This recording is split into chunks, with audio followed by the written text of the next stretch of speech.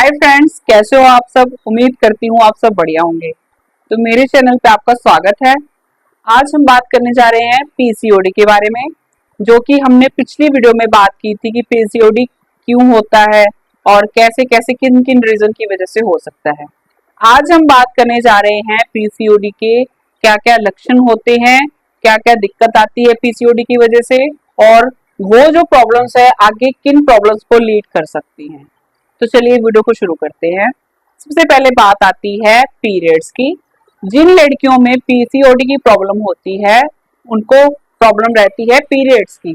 जो क्या है, पीसीओडी की वजह से जो पीरियड्स होते हैं वो 1 महीना या 2 महीना या कभी कभी लेडीज में या लड़कियों में जिनको भी पीसीओडी की प्रॉब्लम रहती है वो 6 महीने तक मिस हो जाते हैं। कभी कभी क्या होता है, ओवुलेशन अच्छे से नहीं हो पाता है, तो जो एग्स होते हैं वो रप्चर नहीं हो पाते हैं और उसकी वजह से जो एंडोमेट्रियल थिकनेस होती है वो बढ़ती जाती है और उनको ब्लोटिंग फेस करनी पड़ती है। उनको लगता है मेरा पेट फूला हुआ है, ऐसा कुछ उनको महसूस होता है। कभी कभी कॉन्स्टिपेशन जैसी भी प्रॉब्लम्स आ जाती हैं।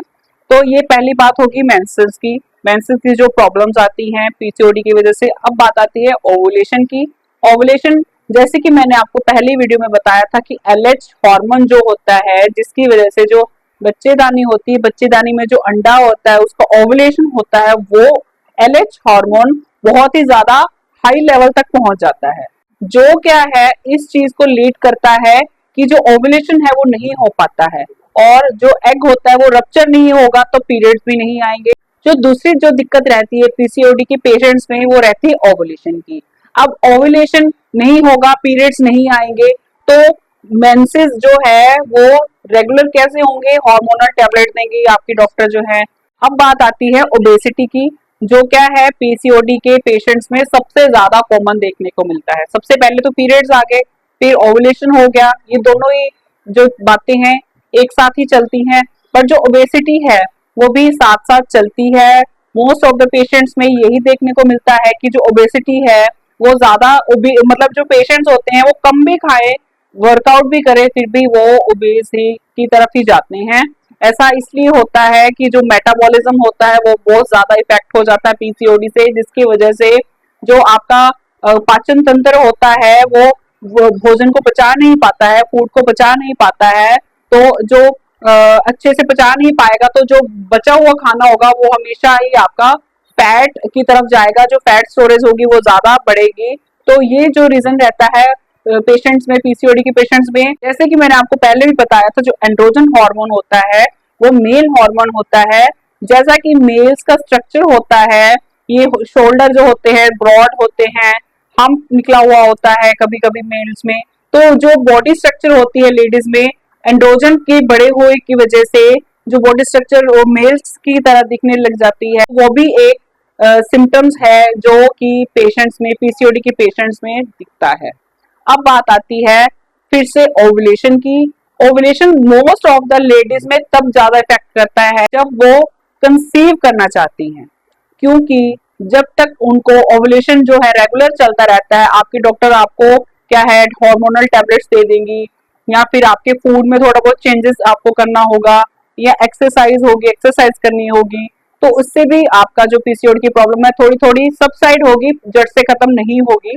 तो जो मैरिड वुमेन होती है उनको कंसीव जब करना होता है तब प्रॉब्लम आती है, क्योंकि ओवुलेशन नहीं हो पाता है।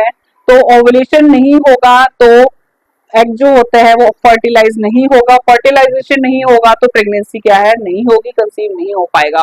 तो जो मेन रीजन रहता है इसमें पीसीओडी में कि जो हार्मोनल टैबलेट्स होती हैं तब दी जाती हैं जो एग होता है, या फिर हार्मोनल इंजेक्शंस लगाए जाते हैं एलएच के, एफएसएच के, तो सो दैट जो एग होता है वो धीरे धीरे ओवरी से रिलीज हो, यूट्रस में आए, फिर रप्चर किया जाता है उसको, तो उसके बाद फर्टिलाइजेशन के लिए आगे प्रोसेस चलता है कि कैसे कैसे क्या करना है आपको, और आपकी डॉक्टर आपको गाइड करती है।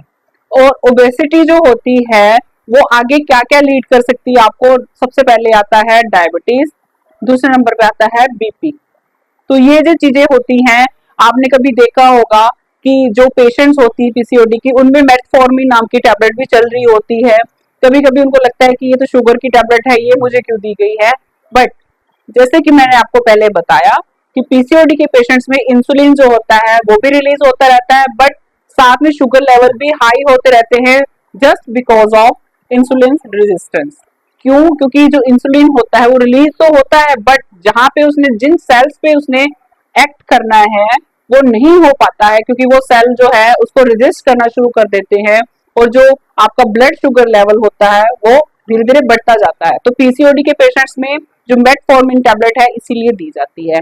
अब बात आती है बीपी की। बीपी भी धीरे धीरे बढ़ता रहता है, जैसे जैसे वेट गेन करते रहते हैं वैसे वैसे बीपी भी हर पेशेंट भी नहीं बढ़ता है, बट कई पेशेंट्स में ये प्रॉब्लम आती है बीपी की। और ये जो चीजें होती हैं आपको प्रेगनेंसी में भी दिक्कत देती हैं, आपको कंसीव करने में प्रॉब्लम आती है, या फिर आपने कभी जिन भी लेडीज में फर्स्ट प्रेगनेंसी अच्छे से कंसीव कर ली हो, कभी कभी जो आपकी डॉक्टर है ग्लूकोज टॉलरेंस टेस्ट जो होता है जीटीटी जिसको बोल देते हैं वो भी करती हैं, सो दैट उनको पता लग सके कि आपको मतलब आपका जो ब्लड शुगर है लेवल वो क्या चल रहा है, आपका जो अंदर जो ब्लड शुगर लेवल को कंट्रोल करने का जो सिस्टम है वो सही चल रहा है नहीं चल रहा है। तो ये सारे लक्षण थे जो आपको पीसीओडी में देखने को मिलेंगे। अब इसके बाद बात आती है आपको आपकी जो फिजिकल फीचर्स होते हैं, फेशियल फीचर्स होते हैं उनकी। जो पेशेंट होते हैं पीसीओडी के या पीसीओएस के, तो आपके चिन पे आएंगे बात। जैसे कि मैंने आपको पहले बताया जो एंड्रोजन हार्मोन होता है वो बढ़ा हुआ होता है, जो कि एक मेल हार्मोन है। तो मेल्स में जो भी स्ट्रक्चरल चेंजेस आते हैं मेल हार्मोन्स की वजह से, वो भी पीसीओडी के पेशेंट में देखने को मिलते हैं। जैसे कि कई लेडीज के अपर लिप्स काफी ज्यादा हार्ड आते हैं बाल, या फिर उनके साइड में बाल आते हैं, या फिर उनके चिन पे बाल आते हैं। कई लेडीज में चेस्ट पे बाल आते हैं, ज्यादा ग्रोथ होती है, या थाइस पे ज्यादा ग्रोथ होती है। तो ये जो अपीयरेंस की दिक्कत रहती है ये सबसे ज्यादा प्रॉब्लम देती है पीसीओडी के पेशेंट्स में। और साथ में जो ओबेस पेशेंट्स होते हैं उसमें सबसे ज्यादा ये भी दिक्कत रहती है कि वो डिप्रेस्ड रहने लग जाते हैं, इसकी वजह से कि लोग जो है आपको बिना बात से ही आपसे पूछते हैं कि आपका वेट गेन हो रहा है, आपकी अपीयरेंस अच्छी नहीं लगती।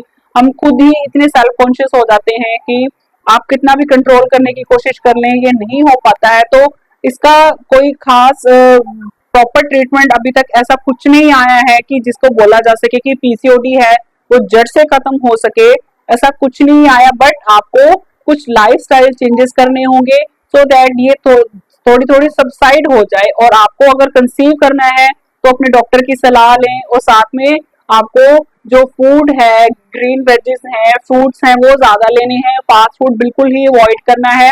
एक्सरसाइज कर सकते हैं, साथ में अगर आप एक्सरसाइज नहीं कर सकते तो आप वॉक कर सकते हैं, रनिंग कर सकते हैं, जो आपको बेटर लगे, सो दैट आपकी जो कैलोरीज है वो बर्न हो, जो आपका फैट स्टोरेज है, फैट जो है वो बर्न हो, और जो शुगर लेवल है आपका वो भी कंट्रोल में रहे। जो इंसुलिन होता है, इंसुलिन जो रेजिस्टेंस आ जाता है, इंसुलिन रेजिस्टेंस आ जाता है तो ब्लड शुगर भी बढ़ने लग जाती है। तो कभी कभी कई पेशेंट्स में गर्दन में या एक्सिला रीजन में कलर जो होता है स्किन का वो काफी डार्क हो जाता है, तो ये भी इंसुलिन रेजिस्टेंस की वजह से ही देखने को मिलता है।